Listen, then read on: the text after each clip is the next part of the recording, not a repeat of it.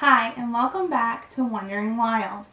Today, we're going to do things a little bit differently than normal. So next week, I'm going to be taking y'all on another hiking trip.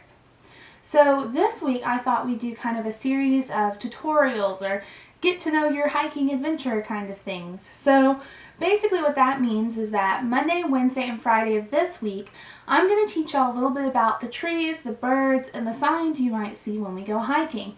So that next week when I see things, I can say, hey, remember when we learned about the white oak? Well, here's one in real life. And so that maybe when y'all see those things next week on the hiking trip, you'll remember kind of what we talked about this week. That doesn't mean I'm not going to tell you about it then, but I'm not going to go as in depth on it next week while we're out in the woods. I'll be like, this is that white oak we saw, this is what its leaves are actually like, things like that. So today, for Monday, we're going to be talking about trees and shrubs. Wednesday, we're going to talk about birds. And then Friday, we're going to talk about sign, which is like scat and tracks and sheds and rubs and things like that. So today, here on Wandering Wild, we're going to talk all about the native trees and shrubs of Georgia.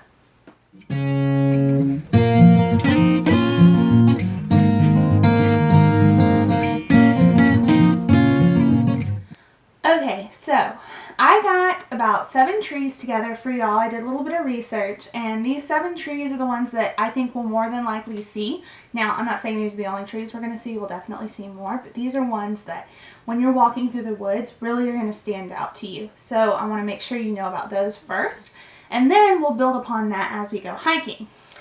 Okay, so remember when I talked to you about field guides about a week ago?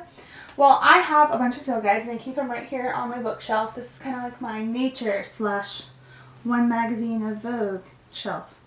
And I have like 4 bird field guides. I've got a reptile field guide, mammals, and trees. So this little red one, let's see if we can pull it out without dismantling everything. Woo! We did it! Okay, it's a little dusty. Just gonna wipe that off. You know, you didn't see that. Okay. Okay, so this is my tree field guide, and I'm gonna try to hold it so there's no glare for y'all. Ashley's informed me that if I don't hold it just right, there's a glare on the book. So this is Native Trees of the Southeast. It's a really great book with really, really good pictures. So it's actually an identification guide. Alright, so what an identification guide is basically, it's a type of field guide, but it's going to allow you to kind of look trees up by what you think they are. So this is not going to be a good one if you want a field guide that's going to help you determine what tree you're looking at if you have no idea. Okay? So if you know you're looking at an oak tree, then you're good.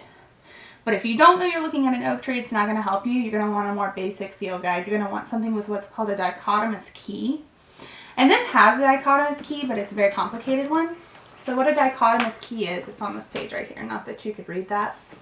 A dichotomous key, basically, it says, okay, are the leaves opposite or adjacent? So are they opposite each other on the twig, or are they kind of like catty corner, right?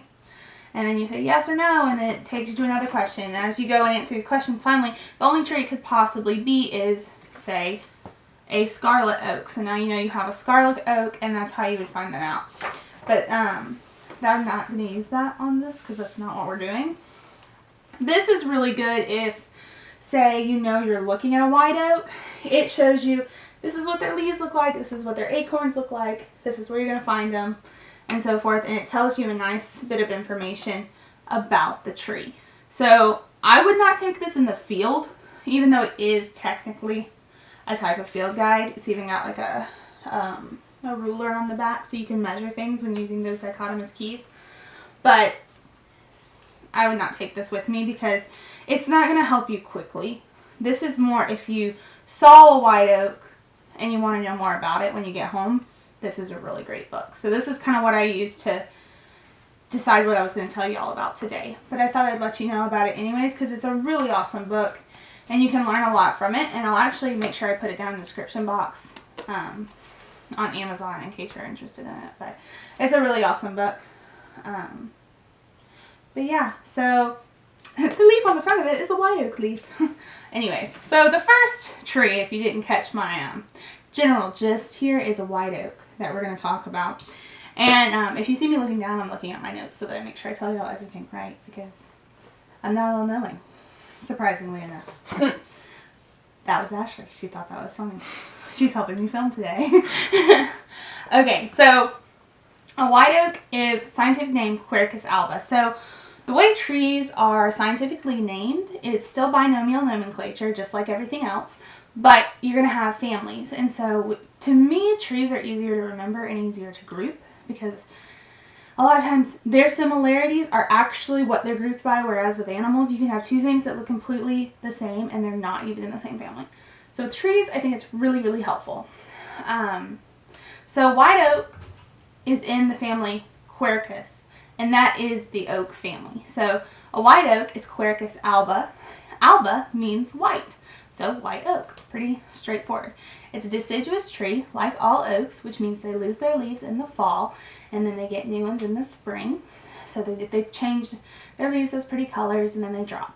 Pine trees are not deciduous, so that's because they don't lose their needles necessarily every fall. They just replace them as needed due to wear and tear. Also, oaks are big trees, okay, usually. There are some small oaks, but a white oak in particular gets to be about 80 to 100 feet tall. So that's like, if you remember when we went hiking last time, the first white oak I saw, I was like, yay, look, a white oak. But because it was such a tall tree, I couldn't really describe to you what I was seeing. I couldn't really show you a leaf unless I picked one up off the ground. So usually if I'm going to find one to describe to you, I'm going to try to find a smaller one just because you can see it. I don't have a mega zoom lens, so that's not going to happen if it's a real tall tree. But yeah, so oaks are going to be found on well-drained yet moist soils, so near a river but maybe upwards on the slope, and it's actually quite commonly found on slopes. So that's where we saw them last time, was really a sloping area, but it was near a ravine, so it got a lot of water. Now they have, when they get older, this really distinctive shaggy gray bark, okay? You're probably looking at a picture of it right now. You can't mistake it for anything else. It's a white oak if you see this bark. And then it has this nice leaf. You've probably seen a million of them. It's got lobes that are very rounded on it. And then it's got a cute little acorn that's like oblong, and then it's got this really warty cap. And the cap covers about a quarter of the acorn. So that's how you know it's a white oak. And white oaks have sweet acorns. So acorn flour is a thing that people used to make, and they're edible. If you're ever really, really hungry, you can eat an acorn. But there are bitter acorns and sweet acorns, so you want to know the difference, because the bitter ones taste bad. Shockingly enough, they're called bitter acorns because they taste bad. Now, that's pretty much all you need to know about a white oak. Different years, they're going to drop more acorns than others. But one main thing you're going to want to do, if you see a tree, especially if it's such a tall tree, you're going to want to look at its bark, and you're going to want to look at the ground right below it, and you're going to see some of its leaves, spring or fall, doesn't matter, and you're going to see acorns, and that's going to help you determine what tree you're looking at, even though it's tall. So that's tree number one. I need to pick up the pace here. This video is going to be really long. And your camera's going to die. Alright, our second tree, saw it when we went hiking a million times. I showed you some big ones, some small ones. American beech. It's Fagus grandifolia because it has big leaves. They're oblong shaped, lots and lots of veins. They turn brown but don't always fall off really until new leaves grow in the spring, even though it's a deciduous tree, which is awesome because you're always going to know you're looking at a beech tree because it's got those brown leaves on it. I won't go into too much on this one because we did see a lot of them last week. Got that smooth gray bark that you really can't mistake, and tall tree, 80 to 100 feet tall, just like the oak. Alright, our third tree, one of my favorite trees, as far as large forest trees go, is a red maple. So this is a soft maple, not real great for lumber, but a good tree. They have very simple leaves with 3 lobes. You really can't mistake it for another leaf. And it's got these serrated edges, so that's what gives it away. So 3 lobes with serrated edges. And then the twigs on the tree are actually red in color, which is very distinctive. You can see it from a mile away. If you see a cluster of red maples together that have just lost their leaves, they're red. They're actually red. So you really can't miss it. smooth gray bark that when the tree gets older starts to get a little bit more shaggy with long kind of patterns in it.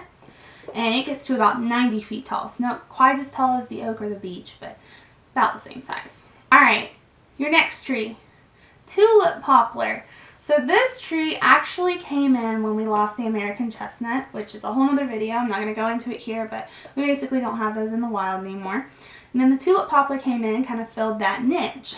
Tulip poplar is a very large tree, 80 to 100 feet tall, and you really can't mistake it. It's one of the easiest trees you learn because when you look at it, it too has gray bark, but it has these crescent moon shaped branch scars on the trunk from when it was smaller. And so as it grows, the branches are going to be higher on the tree, not lower, and so branches fall off. Well, there's a scar on the tree where branches used to be that's crescent moon shaped. Plus, its leaves are shaped like a tulip, and it has a tulip flower in the spring. Really can't mistake that for anything else. Now, tree number 5 is a smaller tree. It's going to be your flowering dogwood. We love dogwoods. They're very representative around Easter when they start to bloom and they have those beautiful 4-petaled white flowers with the brown kind of indentions on each petal. But this tree is actually a great understory tree in the forest. So that means it's a smaller tree, but it grows really well underneath larger trees. It doesn't need as much sun. It gets to be only about 15 feet tall, and you're going to see those flowers, you're going to see the serrate edge oblong leaves, and you're going to see red berries, and that's how you're going to know you're looking at a flowering dogwood. Alright, our next tree is another tall tree, and it's called a pignut hickory tree. Now, a pignut hickory is only one species of hickory tree that we have in our forest, and you're going to know it because it has one big leaf made up of smaller leaves. Confusing, right? So the actual green part is a leaflet, and there's going to be 5 of these on one leaf. So the way you know it's a leaflet is that you're going to go tree, branch, leaf, and then the green part is actually a leaflet on this leaf. Kind of confusing. If we see one, I'll be sure to point it out to you because it's a little bit easier to illustrate in person. Now, the nuts that fall from this tree are going to be round, oblong in shape, and then the different sections of the shell come together in a snout that looks like a pig snout or a pignut hickory. There you go. They also get to be about over 100 feet tall, really. So they're one of the taller trees in your forest. And our last tree, I chose a pine because even though we have mostly hardwood forest around here, I really couldn't do them justice without telling you about at least one pine tree. So we're going to talk about the shortleaf pine. And this is a pine tree that's going to have kind of blocks on its bark. And if you look closely, there's going to be like pin pricks in the bark that sometimes even mound up, and those are sap holes, and so you know it's a shortleaf pine if you see those sap holes. Or you can look at its 3 to 5 inch needles that are in clusters of 2 to 3 needles, and that's how you know you're looking at a shortleaf pine. They also have small pine cones that aren't very sharp, but they're kind of egg-shaped and tiny.